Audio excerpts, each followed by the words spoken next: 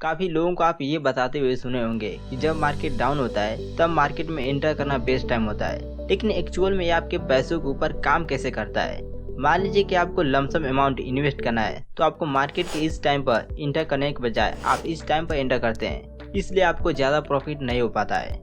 जैसे कि जब मार्केट बेयरिश हो यानी मार्केट गिरा हुआ हो, जैसे 19 मार्च 2020 में प्राइस 8,300 रुपये 30 पैसा पर था, तो आप तब 5 लाख रुपये इन्वेस्ट किए होते और 4 साल बाद 13 मार्च 2024 को अपना लमसम अमाउंट 5 लाख रुपये निकाले होते जब मार्केट बुलिश हो, यानी जब प्राइस 22,432 रुपया 20 पैसा पर था, तो तब आपका 5 लाख रुपया 13,91,000 में कन्वर्ट हो चुका होता।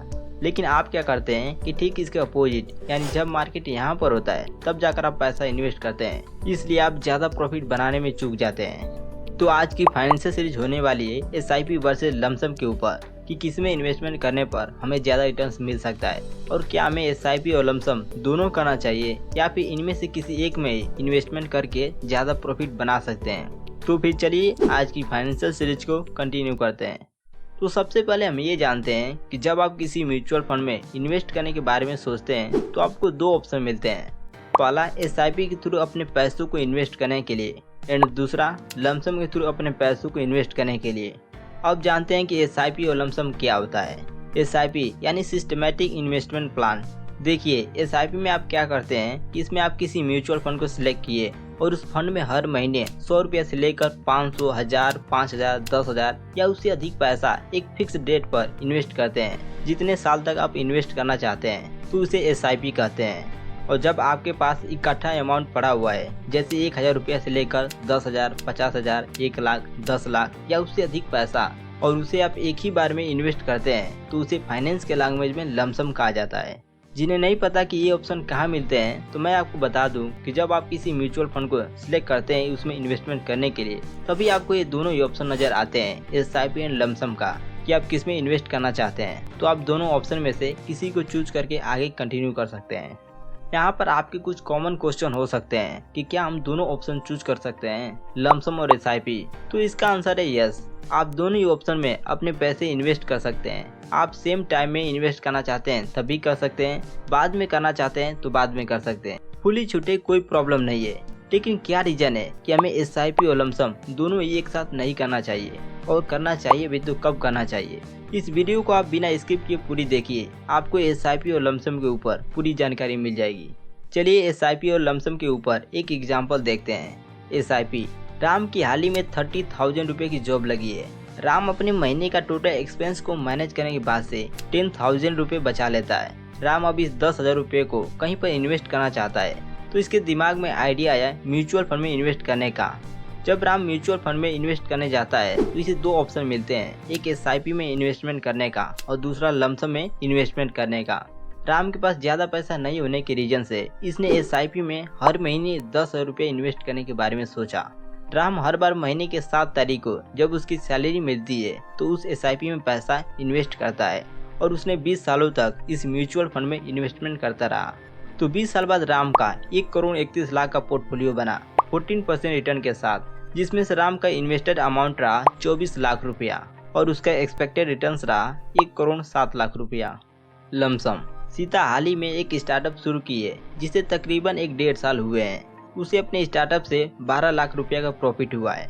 सीता को स्टॉक मार्केट के बारे में बहुत पहले से ही पता था और उसे मार्केट का भी काफ़ी अच्छी समझ थी। उसने इस 12 लाख रुपया को लमसम में इन्वेस्ट करने के बारे में सोची।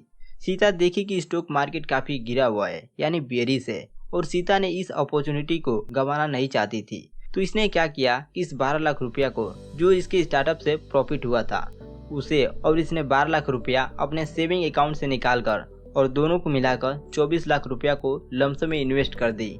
20 सालों तक इसने भी अपने पैसों को ग्रो होने दिया। तो 20 साल बाद सीता की लमसम इन्वेस्टिंग में पैसा कंपाउंडिंग की वजह से 24 लाख रुपया 3,29,00,000 में कन्वर्ट हो चुका था, 14% रिटर्न के साथ ही। SIP और लमसम इन्वेस्टिंग के बेनिफिट क्या हैं? Benefit of SIP।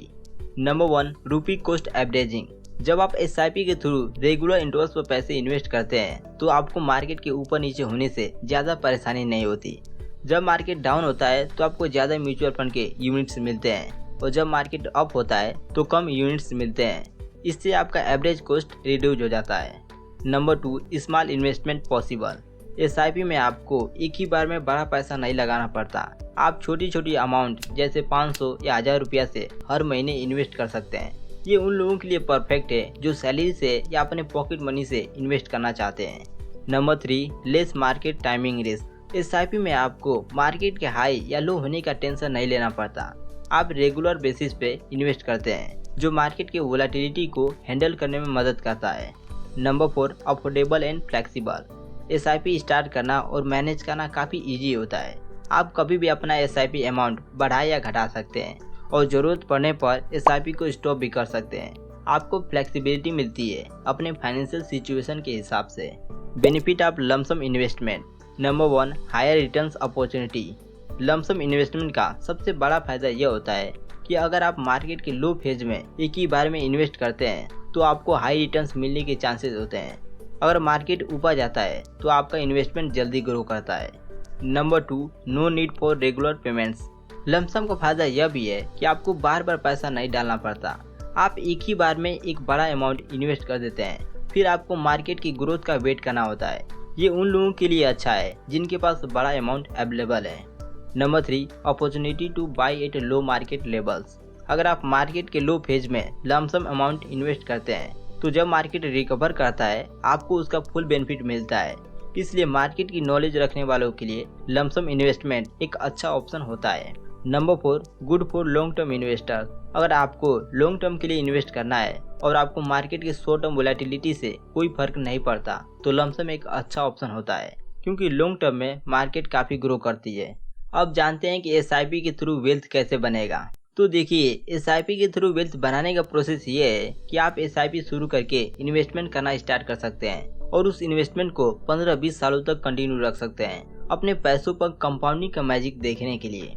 अगर आप एसआईपी के थ्रू एक ह्यूज वेल्थ क्रिएट करना चाहते हैं तो उसके लिए आपको टाइम के साथ साथ अपने इन्वेस्टमेंट को भी बढ़ाना पड़ेगा, जो कि आप चाहें तो ऐसा कर सकते हैं।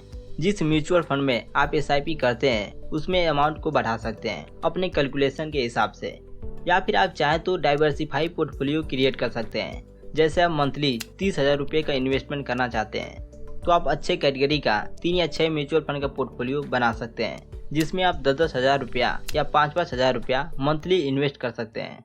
लमसम के थ्रू वेल्थ क्रिएट करने का प्रोसेस। अगर आप लमसम के थ्रू वेल्थ क्रिएट करना चाहते हैं तो इसके लिए आपको थोड़ा स्टॉक मार्केट को जानना होगा, मार्केट को अंडरस्टैंड करने की जरूरत होगी, तब आप इसमें भी ह्यूज वेल्थ बना सकते हैं। जैसे आप लमसम करना चाहते हैं तो आप देखिए कि स्टॉक मार्केट कब डाउन हो रहा है और उस टाइम पर मार्केट में एंटर कीजिए और 10-20 हज़ार लमसम इन्वेस्ट करके मार्केट को देखिए और समझिए, और फिर उसके बाद 10-20 लाख का 2-4 पोर्टफोलियो तैयार कीजिए और उस पर भी कंपाउंडिंग का मैजिक देखने के लिए 20-25 सालों तक ग्रो करने दीजिए। अब यहाँ पर आप ऐसा मत सोचिएगा कि आप सिर्फ एसआईपी का या लमसम का ही पोर्टफोलियो बना सकते हैं। वो आपके ऊपर है कि आप कितना इन्वेस्टमेंट करना चाहते हैं। आप एसआईपी और लमसम दोनों का पोर्टफोलियो बना सकते हैं। इसमें कोई वो नहीं है कि आपको सिर्फ ओनली एसआईपी का या लमसम का ही पोर्टफोलियो बनाना है। किसमें रिटर्न्स अच्छा बनेगा, एसआईपी में या लमसम में? तो आपने इस एसआईपी और लमसम के एग्जाम्पल से ये समझ लिए होंगे कि किसमें रिटर्न्स अच्छा बन रहा है, क्योंकि अमाउंट तो सेम इन्वेस्ट किया जा रहा है और टाइम पीरियड भी सेम ही है और साथ में रिटर्न्स भी 14% का ही मिल रहा है। लेकिन फिर भी एसआईपी में आपका 24 लाख रुपया 1 करोड़ 31 लाख बन रहा है, जबकि लमसम में यही सेम अमाउंट 3 करोड़ 29 लाख में कन्वर्ट हो रहा है। तो डेफिनेटली लमसम में रिटर्न्स तो अच्छा बन रहा है, लेकिन ऐसा क्यों हो रहा है कि एसआईपी के कंपेरिजन में लमसम में रिटर्न्स ज़्यादा बन रहा है? तो इसके 3 रीजन्स हो सकते हैं। Number 1, full investment at once. Lump sum में आप पूरा पैसा एक बार में इन्वेस्ट करते हैं, इसलिए पूरा अमाउंट मार्केट की ग्रोथ का फायदा तुरंत लेना शुरू करता है, जबकि एसआईपी में पैसा धीरे धीरे इन्वेस्ट होता है तो हर पार्ट को मार्केट ग्रोथ का पूरा फायदा नहीं मिलता है। Number 2, compounding power. लमसम में पूरा पैसा ज़्यादा टाइम तक कंपाउंड होता है, इसलिए इंटरेस्ट पे इंटरेस्ट भी मिलता रहता है। वहीं एसआईपी में पहले इन्वेस्टेड अमाउंट ही ज़्यादा टाइम तक कंपाउंड होता है, बाकी लेट इन्वेस्ट होता है। Number 3, market timing. अगर आप मार्केट के लो होने पर लमसम इन्वेस्ट करते हैं और मार्केट बाद में ग्रो करता है तो आपको ज़्यादा फायदा होता है, जबकि एसआईपी में आप थोड़ा थोड़ा करके हर महीने इन्वेस्ट करते हैं। इसका एक फ़ायदा यह होता है कि आप मार्केट के हाई और लो फेजेस को बैलेंस कर लेते हैं, लेकिन इसका नुकसान यह है कि आप मार्केट के एकदम लो फेज का पूरा फायदा नहीं ले पाते। जब मार्केट लो होता है तब आप सिर्फ एक छोटा पार्ट इन्वेस्ट कर रहे होते हो और बाकी पैसा बाद में आता है। तब तक मार्केट ऊपर चला गया होता है, इसलिए मार्केट के सडन ग्रोथ का पूरा फायदा SIP में नहीं मिलता। तो दोस्तों, इस वीडियो में मैं जो कुछ भी बताया उसे एक एडवाइस के तौर पर मत लीजिएगा, इसे सिर्फ नॉलेज या इन्फॉर्मेशन के तौर पर ही देखिएगा, क्योंकि मैं जो कुछ भी आप तक शेयर करता हूँ उसे मैं बुक्स या वीडियोज या रिसर्च करके बताता हूँ। इसलिए आप कुछ भी करें तो उसके बारे में पहले जानें और उसे अच्छे से समझें, तब फिर कोई कदम बढ़ाएं, क्योंकि आप बिना जाने समझे कोई कदम उठाएंगे तो उसमें चोट लगने के चांसेस ज़्यादा होते हैं। आई होप कि आपको यह फाइनेंशियल सीरीज पसंद आई होगी। अगर पसंद आई है तो आप इसे लाइक और शेयर कर सकते हैं, और अगर नहीं पसंद आई है तो आप इसे डिसलाइक करें। एंड ऐसी और भी वीडियोज़ को देखने के लिए इस चैनल को सब्सक्राइब कर लीजिए और बेल आइकन प्रेस कर लीजिए। तो इसी तरह सीखते रहें, अपने स्किल को इम्प्रूव करते रहें एंड उसे इम्प्लीमेंट करते रहें। फिर आपसे मिलते हैं एक नए टॉपिक के साथ।